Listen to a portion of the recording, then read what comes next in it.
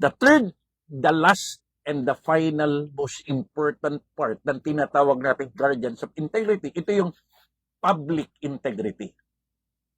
Ano ibig sabihin ng public integrity? Integrity in influence. 2 Corinthians 8:21, we aim at what is honorable, not only in the Lord's sight, but also in the sight of men. Sabi ni Apostol Pablo, talagang tina-target namin, ini-aim namin, na hindi lamang kami maging karapat-dapat sa harap ng Diyos, kundi sa harap ng tao. Anong ibig sabihin po natin ng public integrity? It means integrity in influence. Serve with transparency and build public trust. Ito yung mga tipo ng mga lingkod bayan. Transparent. Walang itinatago, walang inililihim, walang pinatatakpan. Nilalabas ang dapat ilabas, hinahayag ang dapat ihayag. They protect the good and they punish the evil. Hindi natin binabaliktad. Nang nangyayari, we punish the good and we protect the evil. Hindi ganun, dapat transparent. Guardian leader protects their reputation and testimony. Napakahalaga sa ating mga guardians. As guardians of integrity, binabantayan nila ang kanilang reputasyon. Binabantayan nila ang patuto. Alam niyo po, napakadali tumindig bilang isang pinuno kapag kakampi mo ang katotohanan. Napakadaling magsalita at gumawa kapag tinitindigan, tinatayuan natin ang katotohanan.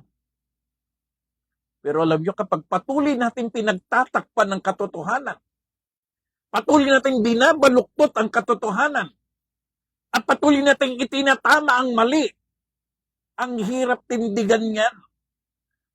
At nakikita at napapanood at nauunawaan niya ng mga taong bayan.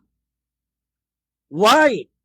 Because people don't just follow what we say. People follow what they see. Ang sinusundan ng tao, hindi yung ating sinasalita. Ang sinusundan ng tao ay yung nakikita nila. Sabihin natin, bawal magnakaw sa gobyerno. Iba yung sinasalita, iba yung nakikitang ginagawa. Hulihin ang mga magnanakaw. Iba yung sinasalita, iba yung ginagawa. Integrity builds trust. And trust builds lasting leadership.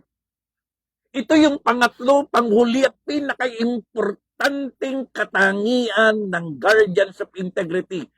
Public integrity. It means transparency. It means public trust. Na tayong lahat bilang pinuno ng isang pamahalaan ay walang nililihim, walang tinatago, walang dinodoktor, walang pinagtatakpan, kundi tinatayuan, tinitindigan, pinaglalaban ng katotohanan. Kapag ang isang bagay na tinatayuan natin, pinaglalaban natin ay kasinungalingan, kahit anong gawin po natin, lalabas at lalabas. Isa itong kasinungalingan. Subalit kapag ang pinaglalaban natin, tinitindigan natin katotohanan, lalabas at lalabas ang katotohanan. Mabuting reputasyon, mabuting patotoo, mabuting pamumuhay, ehemplo't huwaran sa kababayan, tunay at tapat na lingkod bayan.